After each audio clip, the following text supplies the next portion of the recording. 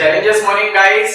चलिए हमारे physics part 2 के महाराष्ट्र बोर्ड के नए सिलेबस के फिजिक्स पार्ट 2 के न्यू चैप्टर को हम लोग स्टार्ट करते हैं। Our today's chapter is name of the chapter is magnetic field due to electric current। Guys इस चैप्टर में हमारे सबसे पहले उसके बेसिक्स पढ़ने हैं, मतलब what is the meaning of magnetic field, what is magnetic force, Lorentz force क्या होता है, उसके बारे में हम लोग डील करने वाले हैं। चलो आ जाओ स्टार्ट करते हैं हमारे फर्स्ट टॉपिक से, called as what is the magnetic field और ये बनता कैसे है। Guys what do you think magnetic field कैसे क्रिएट होता है और कौन से ऐसे रिसोर्सेज है, मटेरियल है जिसकी वजह से मैग्नेटिक फील्ड क्रिएट होता है। जब भी बात मैग्नेटिक फील्ड की आती है ना, सबसे पहले दिमाग में एक ही चीज आती है, magnet. Magnet is a one जिसकी वजह से मैग्नेटिक फील्ड बनता है। देखो मैग्नेट की वजह से मैग्नेटिक फील्ड किस तरह बनता है। हम लोग अगर कोई बार मैग्नेट को अपने हाथ में लेंगे तो मैग्नेट को डेफिनेटली दो पोल्स होते हैं, north pole and south pole. तो नॉर्थ पोल से मैग्नेटिक लाइंस ऑफ फोर्सेस निकलती साउथ पोल की तरफ जाती है और मैग्नेटिक फील्ड कुछ हमें इस तरह दिखता है। हम लोगों ने कई सारे एक्सपेरिमेंट किए थे 9, 10, 10 स्टैंडर्ड में, मैग्नेटिक फील्ड दिखता कैसे है, ओके, तो उसके बारे में हम लोगों ने देखा था। But very important thing guys कि मैग्नेटिक फील्ड सिर्फ मैग्नेट की वजह से नहीं बनता, और एक रीजन है, मैग्नेटिक फील्ड इलेक्ट्रिक करंट की वजह से भी बनता है। यस गाइस, अगर किसी वायर में से या किसी कंडक्टर में से अगर आप करंट को पास करोगे तो उसके सराउंडिंग में हमें मैग्नेटिक फील्ड मिलेगा। अगर कोई चीज आप लाओगे so either that material get attracted और रिपल किया जाएगा। ओके, समझ में आएगा गाइस। ये हमें सबसे पहले किसने बताया कि हमें इलेक्ट्रिक करंट की वजह से भी मैग्नेटिक फील्ड मिलता है। तो Hans Oersted is the one जिसने हमें इंफॉर्मेशन दे दी कि we can able to get a magnetic field by passing the current through any conductor. उसके बाद काफी सारे रिसर्च हुए, जैसे कि हमें गॉस लॉ का इलेक्ट्रिक फील्ड का गॉस लॉ आता है, वो मैग्नेटिक फील्ड आता है गॉस लॉ में, यानी Gauss is the one scientist जिसने उसके बारे में बताया है। इवन हेनरी ने भी बताया था कि कैसे मैग्नेटिक फील्ड का यूज किया जा सकता है जो इलेक्ट्रिक करंट की वजह से बनता है। और सबसे इंपॉर्टेंट मैक्सवेल बाबा, मैक्सवेल इज द वन जिसने electric field and magnetic field का रिलेशन बताया था, और जिसकी वजह से हम लोग हमारी जो कम्युनिकेशन सिस्टम है, इट्स अ कम्युनिकेशन सिस्टम में सबसे इंपॉर्टेंट रोल किसका है, इलेक्ट्रोमैग्नेटिक वेव्स का है, सिग्नल्स का है, इलेक्ट्रोमैग्नेटिक वेव का है। और इलेक्ट्रोमैग्नेटिक नाम भी लिखा, electric field and magnetic field दोनों का कॉम्बिनेशन, दोनों का रिलेशनशिप, ये पहली बार किसने बताया था, मैक्सवेल ने। सो काफी इंपॉर्टेंट चैप्टर है, काफी इंपॉर्टेंट टॉपिक्स हम लोग इसमें पढ़ने वाले हैं जो अपने आगे के मॉड्यूल्स के लिए बेनिफिशियल रहेंगे। मैक्सवेल इज द वन जिसने इलेक्ट्रिक फील्ड और मैग्नेटिक फील्ड का रिलेशन दिया था। क्योंकि करंट का मतलब अल्टीमेटली फ्लो ऑफ चार्जेस होता है, and charges you all know, charges stationary रहते तो इलेक्ट्रिक फील्ड क्रिएट करते हैं, they are in dynamic nature, then it creates the magnetic field. आ जाओ गाइस, चार्जेस के बारे में स्टडी करना है तो हम लोग देख लेते हैं, क्योंकि ये जो मैग्नेटिक फील्ड है it's due to current. Current is nothing but rate of flow of charge from higher potential to lower potential, मतलब जब भी चार्जेस मूव होंगे तभी जाके करंट प्रोड्यूस होने वाला है क्या guys. So it's not necessary guys। अगर देखो for example, yes guys it's necessary. क्यों, अगर चार्जेस स्टेशनरी है तो what is going to happen, stationary charges always going to create a electric field only. देखो हम लोगों ने स्टेशनरी चार्जेस लिखे यहाँ पे plus q and minus q, plus q. देखो स्टेशनरी चार्जेस में अगर दो सिमिलर चार्जेस रहेंगे सो डेफिनेटली सिमिलर चार्जेस में क्या होता है गाइस, रिपल्शन होता है, क्योंकि ये चार्ज क्या करेगा, इलेक्ट्रिक फील्ड क्रिएट करेगा, ये चार्ज भी इलेक्ट्रिक फील्ड क्रिएट करेगा। इसने बनाया हुआ इलेक्ट्रिक फील्ड इसको रिपल करने की कोशिश करेगा क्योंकि सिमिलर चार्जेस हैं। It means like charges always ripple each other, और वही अगर अनलाइक चार्जेस होंगे तो उनके बीच में क्या होता है, अट्रैक्शन क्रिएट होता है। But what if these charges are in dynamic in nature, अगर वो मोशन में रहेंगे, मूव हो रहे होंगे, तब क्या होगा गाइस। एक एग्जांपल के तौर पे हम लोगों ने देखा था, हम लोगों ने एक बैटरी अटैच की, बैटरी को एक वायर लगाया गाइस, ओके।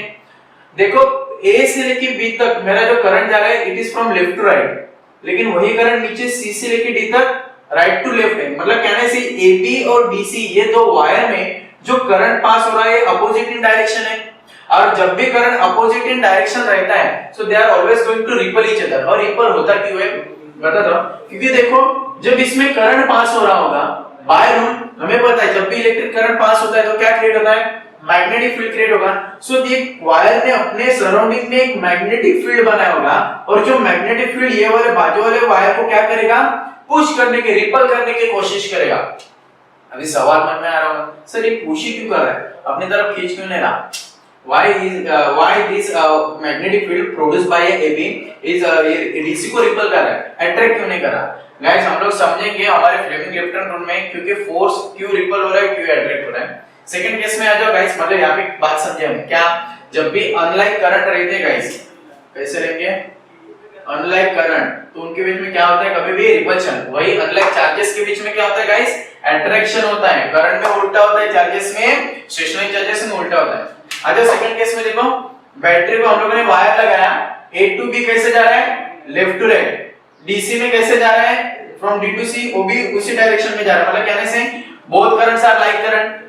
जब भी लाइक करंट होता है ना, उनके बीच में अट्रैक्शन होता है, उन दो वायर्स एक दूसरे की तरफ, मतलब अल्टीमेटली यहाँ पे होने क्या वाला है, ये जो वायर्स है हमारी, करंट पास होने के इट विल टेन बेंड्स और एक दूसरे से दूर जाने की एक्चुअल में कोशिश करेंगे, और यहाँ पे उल्टा होगा, ये एक दूसरे के पास आने की कोशिश करेंगे।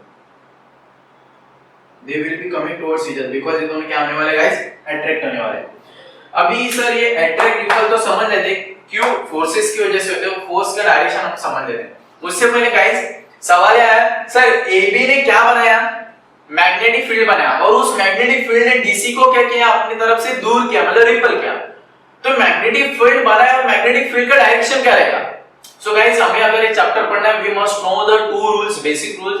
First one is a right hand thumb rule and second one is a Fleming left hand rule. देख लेते हो दो रूल्स क्या है, काफी आसान है, जरा फोकस रखिए गाइस। देखो फ्लेमिंग लेफ्ट हैंड रूल क्या, अपना राइट हैंड थंब रूल क्या बोलता है, statement of right hand thumb rule is that place the current carrying conductor in your right hand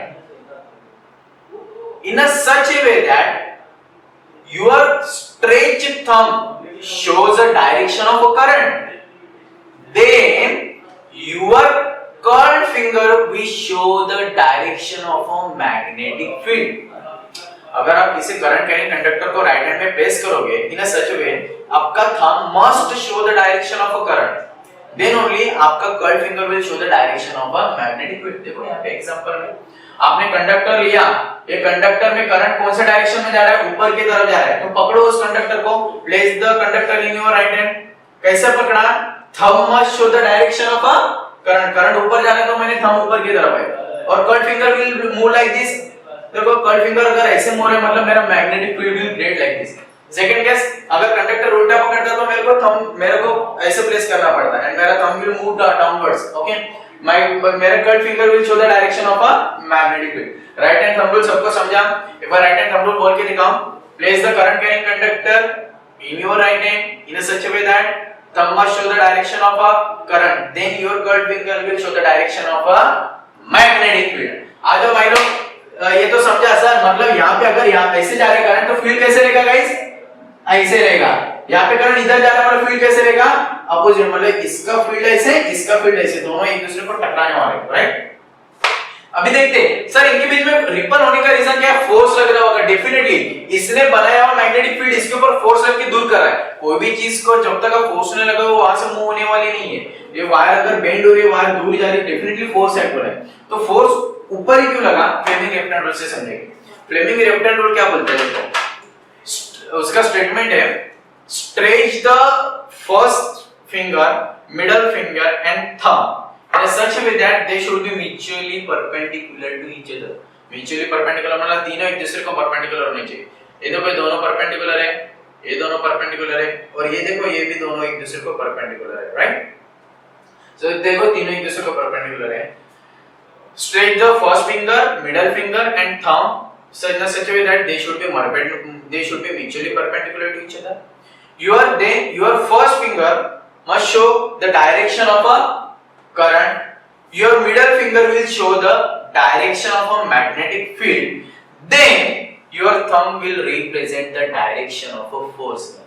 मतलब मान लो यहाँ पे एक मैग्नेटिक फील्ड है फ्रॉम राइट टू लेफ्ट, ऐसे मैग्नेटिक फील्ड बना हुआ है, ये मैग्नेटिक लाइंस ऑफ फोर्सेस जा रही है, और इस फील्ड के अंदर आप एक कंडक्टर ले रहे हो जिसमें से करंट कैरी हो रहा है, मतलब करंट कैरिंग कंडक्टर ले रहे हो और फील्ड में रख रहे हो। What will going to happen guys, depending on the current का डायरेक्शन एंड मैग्नेटिक फील्ड का डायरेक्शन, इसके ऊपर एक फोर्स लगेगा, और ये वायर आइदर आपकी तरफ या मेरी तरफ या नीचे ऊपर कहीं तो मूव होने वाली, क्योंकि इसके ऊपर क्या लगेगा, फोर्स। जब भी करंट कैरिंग कंडक्टर फील्ड में रखेंगे तो डेफिनेटली इसके ऊपर फोर्स लगेगा by Fleming left hand rule.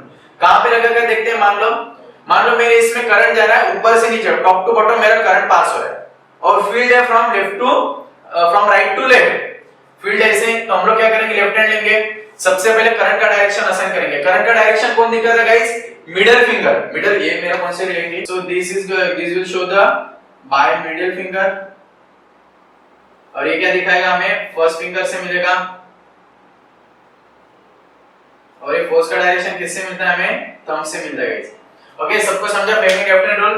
एक बार देख लेते हैं नोट गाइस, इसमें इंपॉर्टेंट चीज है, जब भी चार्ज स्टेशनरी रहेंगे तो सिर्फ इलेक्ट्रिक फील्ड बनाते हैं। चार्ज अगर डायनामिक मोशन में और वेलोसिटी उनकी कांस्टेंट रहेगी मोशन की, so definitely they are going to create electric field as well as magnetic field. लेकिन वही चार्ज मोशन में तो है, लेकिन उनकी वेलोसिटी कैसी, variable. In such case they are going to create a radiation, को इलेक्ट्रोमैग्नेटिक रेडिएशन करेंगे। सबको समझा क्या होता है। चले अभी हम लोग देखते हैं मैग्नेटिक फोर्सेस क्या होते हैं, लोरेंट फोर्स क्या होते हैं, और अभी हम लोग देख लेते हैं। तब तक के लिए आप you can take a screenshot. Yes, challenges morning guys. चलते आगे के पार्ट्स के ऊपर, लोरेंट्स फोर्स के ऊपर जाते हैं, उससे पहले ना एक बार क्या पढ़ा फिर से एक बार देख लेते हैं भाई लोग। पहले सबसे पहले हम लोगों ने मैग्नेटिक फील्ड की कुंडली पढ़ी, मैग्नेटिक फील्ड की कुंडली के बाद मैग्नेटिक फोर्स की थोड़ी सी कुंडली पढ़ी, पूरी कुंडली पढ़ी नहीं है। क्यों ये दो चीजें हम लोग क्यों पढ़े पता है क्या, हम इसके ऊपर आना था, लॉरेंस फोर्स के ऊपर आना था। एक बार देख लेते हैं फील्ड क्या होता है भाई। मैग्नेटिक फील्ड दो चीज की वजह से बनता है, एक it's due to the magnet and second one is due to the electric current. Electric current के बारे में तो पढ़ा यार, भर भर के पढ़ा, ये साइंटिस्ट वो साइंटिस्ट के कितने सारे नाम लिए, उसमें मैक्सवेल बाबा का भी नाम लिया। हम लोगों ने देखा कि किसी भी कंडक्टर में से आप करंट को पास करोगे तो उसके सराउंडिंग में क्या क्रिएट होता है, मैग्नेटिक फील्ड क्रिएट होता है। और ये भी पढ़ा भाई, अगर मेरे दो कंडक्टर्स आजू बाजू में है, अगर उनमें जाने वाले करंट का डायरेक्शन सिमिलर रहेगा, मतलब लाइक करंट रहेंगे, तो भैया उनके बीच में की होता है, अट्रैक्शन क्रिएट होता है। अगर वही डिसिमिलर मतलब अनलाइक करंट फ्लो होंगे, अनलाइक डायरेक्शंस रहेंगे, तो की होगा भैया, अरे भाई रिपल्शन होगा। चार्जेस में उल्टा होता था, सिमिलर चार्जेस में रिपल्शन होता था और डिसिमिलर चार्जेस में अट्रैक्शन होता था। ओके गाइस, और टुडे में उसके बाद दो लॉज भी पढ़ते यार, वो कौन सा law, right hand thumb rule पढ़ा था और फ्लेमिंग लेफ्ट हैंड रूल पढ़ा था। आज हमारा एम है लोरेंट्स फोर्स के ऊपर के बात करना। काफी मजेदार टॉपिक है यार, मजा आ जाएगा। लोरेंट्स फोर्स क्या होता है देख लेते हैं। ये इसके ऊपर जाने से पहले मुझे एक बात बताओ भाई लोग, मान लो, मानने में क्या दिक्कत है यार, पूरी दुनिया मानने पे चलती है। यहाँ पे एक इलेक्ट्रिक फील्ड है पूरा मेरे आजू बाजू में, और ये फील्ड के अंदर मैं एक चार्ज हूं, मैं चार्ज फील्ड के अंदर बैठा हूं, मेरे ऊपर क्या होगा, अटैक होगा। क्या होगा, अटैक भाई, मेरे ऊपर फोर्स एक्ट होगा। क्यों, बिकॉज मैं फील्ड के अंदर लग रहा हूं। तो you all know if I am a positive charge, okay देखो मतलब मैं बता रहा हूं आपको, charge in electric field, electric field को हम लोग एक बार बोलते हैं, ये मेरा इलेक्ट्रिक फील्ड है, दिख रहा है सबको, इलेक्ट्रिक फील्ड टनन टनन टनन ई बार के बीच में अगर मैंने किसी प्लस क्यू चार्ज को रखेगा तो क्या होगा, चार्ज के ऊपर फोर्स लगेगा, और चार्ज कहां पे जाएगा भाई लोग, जहां पे इलेक्ट्रिक फील्ड जा रहा है वो डायरेक्शन में मूव होगा। मतलब इसकी जो वेलोसिटी रहेगी v बार, ये करंट ये डायरेक्शन में रहेगी। समझ में आ रही बात, क्योंकि हमें पता है इलेक्ट्रिक फील्ड कहां से जाता है, बनता है पॉजिटिव टू नेगेटिव। चार्ज मेरा पॉजिटिव है तो बंदा किसकी तरफ जाएगा, नेगेटिव डायरेक्शन की तरफ जाएगा। तो इसके ऊपर जो फोर्स लग रहा है ना इन electric field, that force is nothing but a Q E. Very good, जो फोर्स एक्ट होता है इलेक्ट्रिक फील्ड के अंदर चार्ज के ऊपर वो होता है QE। ओके, सेम थिंग, तूने चार्ज को अब इलेक्ट्रिक फील्ड में रखा था, अब एक काम करना, इलेक्ट्रिक फील्ड को हटा और इस चार्ज को मैग्नेटिक फील्ड के अंदर, अब क्या होगा, क्या बात है, अभी भी फोर्स लगेगा। वेरी गुड, देखते हैं सेकंड फंडा है भाई, charge placed in magnetic field. भैया मैग्नेटिक फील्ड वाला एक एरो है, एरो मार दो, इधर जा रहा है अंदर, कटक कटक कटक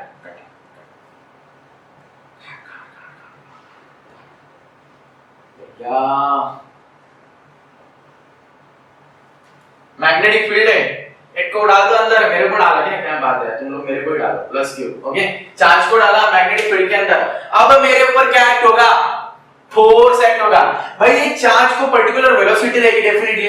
यहाँ पे क्या हो रहा है, मैग्नेटिक फील्ड एग्जिस्ट हो रहा है। मान लो इस चार्ज की वेलोसिटी ये डायरेक्शन में, ओके इसकी वेलोसिटी मान लो ये डायरेक्शन है, मैं इसको बोलता हूं v बार। ओके, जरा इस चीज को देखो जरा अच्छी तरह, फोर्स मैग्नेटिक फील्ड कहां पे जा रहा है भाई लोग, अंदर की तरफ जा रहा है।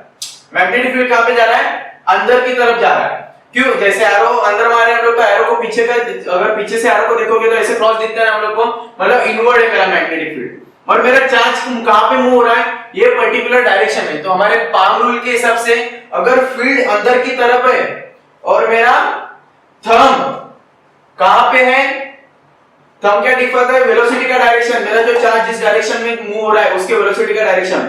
तो मेरा पाम क्या बताएगा, कहां पे पाम ऊपर जा रहा है, it will shows the direction of a magnetic force. भाई लोग ध्यान रखो, चार्ज के ऊपर जो फोर्स लग रहा है ना ऊपर की तरफ रहेगा, पाम रूल से निकाला जा सकता है।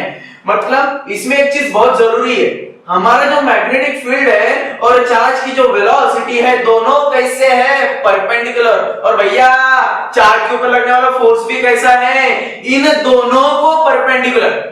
अरे आया ना, समझ में आया। मतलब कहने से इसमें जो फोर्स लग रहा है उसका भी मैग्नीट्यूड हम लोग निकाल सकते हैं। रिमेंबर, मैग्नेटिक फील्ड के अंदर किसी चार्ज को रखा तो उसके ऊपर एक्ट होने वाला फोर्स का मैग्नीट्यूड होता है Q into V bar cross V bar, because you all know guys, cross product of V bar and V bar, V bar और मान लो ये मेरा V bar था, ये मेरा V bar है, ये मेरा V bar है। अगर इनका मैं क्रॉस प्रोडक्ट लूंगा तो रिजल्टेंट वेक्टर जो बनता है इन दोनों को परपेंडिकुलर मतलब अपवर्ड डायरेक्शन में रहता है। तो इस पे फोर्स जो एक्ट होगा ऊपर की तरफ होगा। ओके, समझ में आ रहा है। This is my magnitude of magnetic field, this is my magnitude of electric field. बात तो समझिए भाई, चार्ज को इलेक्ट्रिक फील्ड में रखा तो भी फोर्स एक्ट होता है, चार्ज को मैग्नेटिक फील्ड में रखा तो भी फोर्स एक्ट होता है। लेकिन इसमें क्या ध्यान रखना, चार्ज को कुछ पर्टिकुलर वेलोसिटी होनी चाहिए। अगर वेलोसिटी 0 होगी तो फोर्स भी कितना होगा, 0 होगा। अभी सिनेरियो चेंज, अभी इसी जगह पे इसी प्लेस में मैं इलेक्ट्रिक फील्ड भी डाल रहा हूं, मैग्नेटिक फील्ड भी डाल रहा हूं। मतलब अभी मैं बोल रहा हूं electromagnetic field,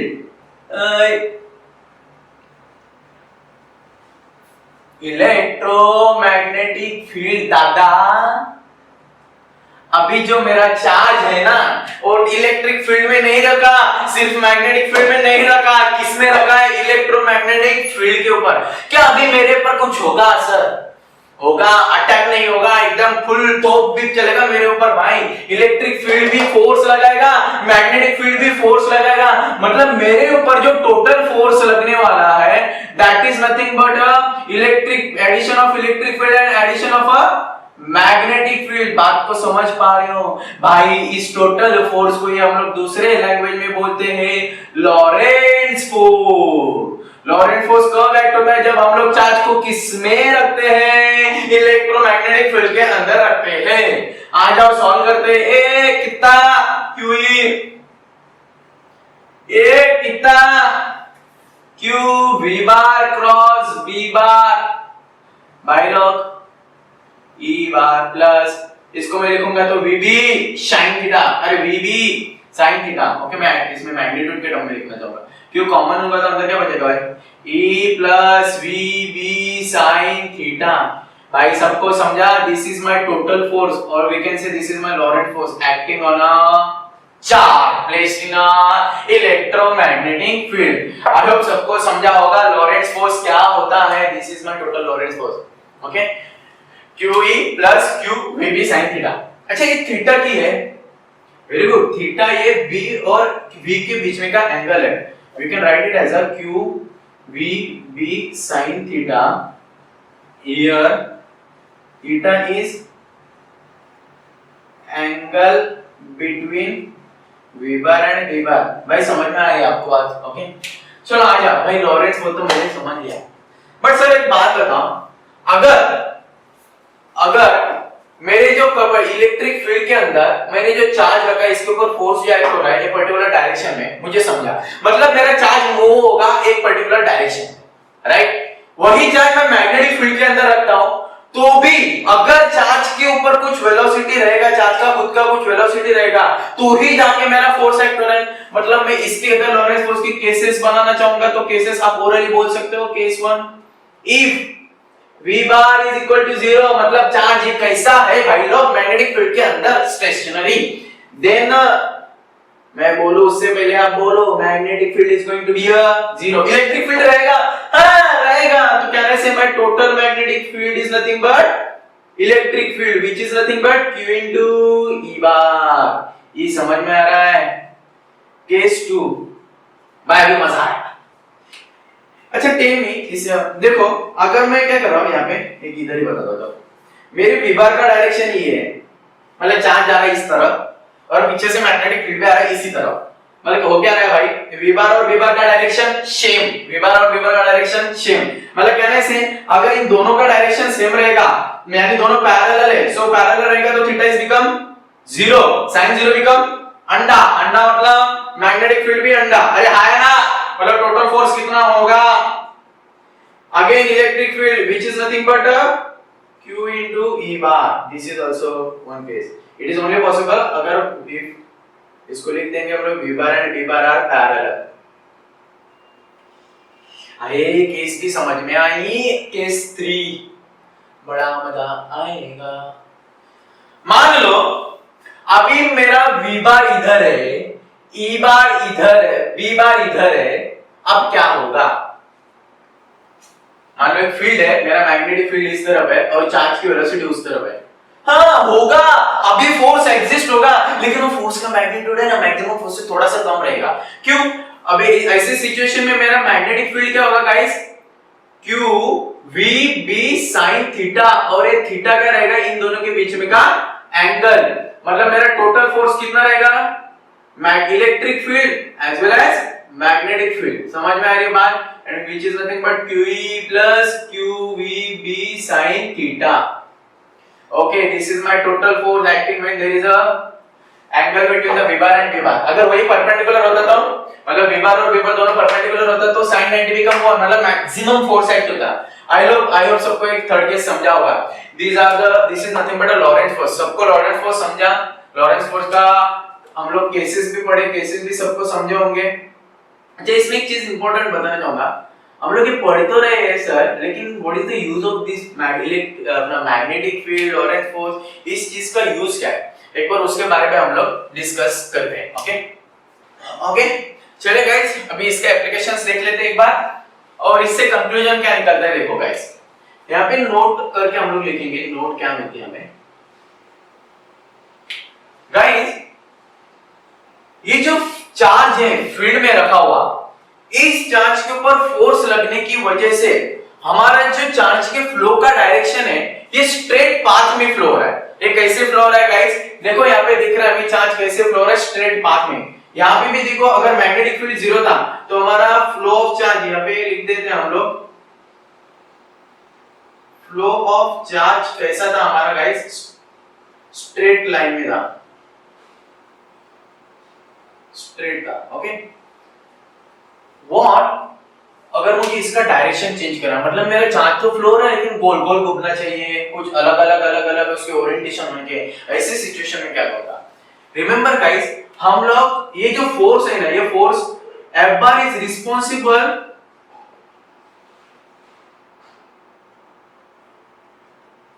for change in direction guys, ये जो फोर्स है ना ये हमारा चार्ज के ऊपर का डायरेक्शन चेंज कर सकता है, बट यही फोर्स कभी वेलोसिटी को चेंज नहीं करेगा।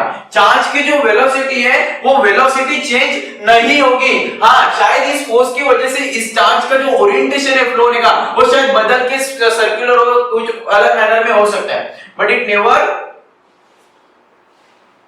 Changes velocity. बात को समझेगा ही, this is my note. And second one is हमारे यहाँ पे कंक्लूजन क्या मिला, यहाँ का कंक्लूजन क्या होगा, whenever if charge is placed in a guys, charge is placed in a electric field, it get accelerated, अरे हाँ ना, कभी भी वो accelerate होता है।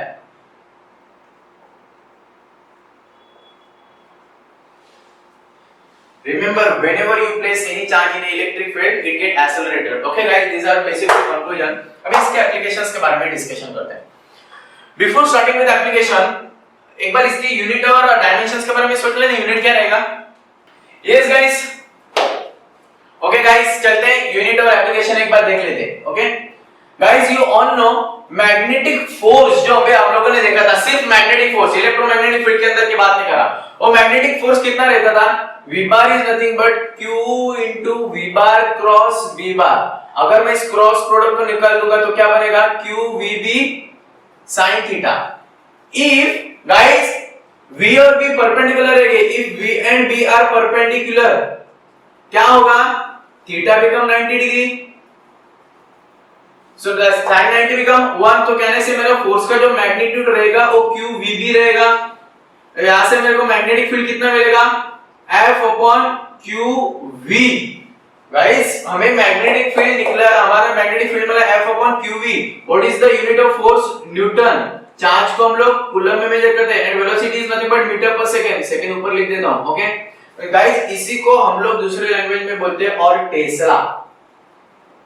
मैग्नेटिक फील्ड का जो हमारा मैग्नेटिक फील्ड का यूनिट होता है ना, that unit is nothing but newton second per kilometre, और we can say tesla. Remember 1 tesla is nothing but 10⁴ gauss होता है गाइस। 1 टेस्ला कितना होता है, 10⁴ गॉस, ओके। इसके एप्लीकेशंस के बारे में अगर आप बात करोगे तो काफी जगह पे यूज किया जाता है। ये जो इलेक्ट्रिक हमारे इलेक्ट्रिक फोर्सेस और अपना मैग्नेटिक फोर्सेस और मैग्नेटिक फील्ड के बारे में आप लोगों ने जो पढ़ा वो कई जगह पे यूज किया जाता है। ये इसका मैग्नेटिक फील्ड का मैग्नीट्यूड डिफाइन करता है कि हम लोग उसका यूज कहां पे किया जाएगा। हमारे एमआरआई मशीन होती है, you might be knowing about MRI, इसके एप्लीकेशंस के बारे में लिख लेते हैं।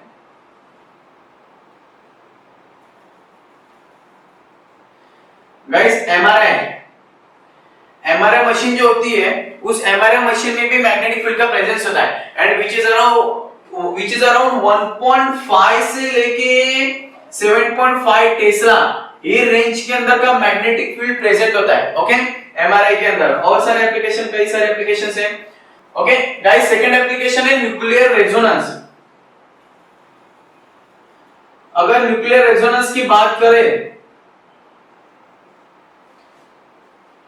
इसका जो हमारा मैग्नेटिक फील्ड का जो मैग्नीट्यूड हम लोग यूज करते हैं, it is around 13 to 14 Tesla के रेंज में यूज करते हैं। 13 टेस्ला to 14 टेस्ला काफी कम है ना, पता चल जाएगा, ओके गाइस। न्यूक्लियर सिंपल है यार, नाम भी लिखा है न्यूक्लियर। अगर कोई भी हम लोग न्यूक्लियर एक्टिविटी कर रहे हैं तो हमें जो एनर्जी रिक्वायर्ड होती है बहुत लार्ज स्केल में रिक्वायर्ड होती है, ओके।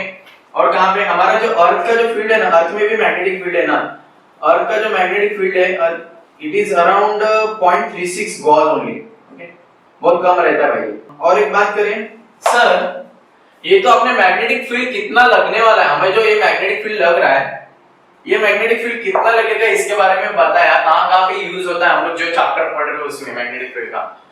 बट ऐसी कोई डिवाइसेस है क्या जिसमें हम लोग इसका प्रिंसिपल यूज करते हैं, मैग्नेटिक फोर्सेस का principle. Guys you might be knowing about a electromagnetic crane.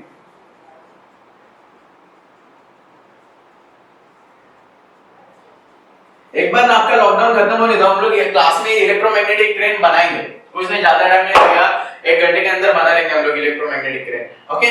काफी आसान है ये भी। It also works on the principle of magnetic forces and magnetic field. समझ में आ रहा है guys, okay guys. So it's all about our today session. हमारा जो सब लोग को अभी magnetic field, magnetic force, loaded force अच्छी तरह समझा होगा, उसके एप्लीकेशन समझे होगा, केसेस समझे होंगे, यूनिट समझा होगा। नाउ गाइस हमारा एम मोटो है ना नेक्स्ट टॉपिक का, that is called as cyclotron. काफी अच्छा है, हम लोग साइक्लोट्रॉन पढ़ेंगे, साइक्लोट्रॉन का एक्सेलरेटर कैसे होता है, साइक्लोट्रॉन में मोशन कैसे करते हैं हम लोग, आयरन पार्टिकल्स का वगैरह, वो पूरे डेप्थ में पढ़ने वाले।